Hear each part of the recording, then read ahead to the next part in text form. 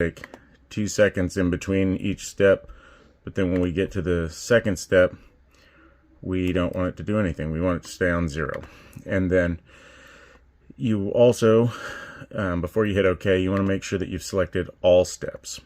This doesn't, I mean, you can do it individually for each step, but if you do it for all steps and we hit OK here, when we come back up here, you'll see now we have a 2-second fade time on each step.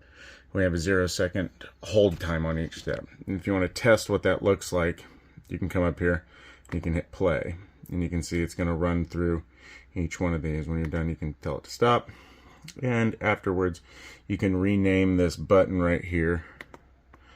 Right here, you just click on this, you can delete this, and we'll just call this like move 1 or something. Whatever you want to call it. You can make up something clever if you want. And hit enter. And then now this is move 1. If you want to make another one, it's pretty self-explanatory. Right below here, we're going to press plus sign. Now we have a new one, new scene. And we start the process all over again. You select the lights, you move the lights into position, you make sure the dimmer and everything is open, you select colors, you move each light. There are movement macros, but I don't think you're going to want to use those because we'll have too high of a risk of shining them at the highway.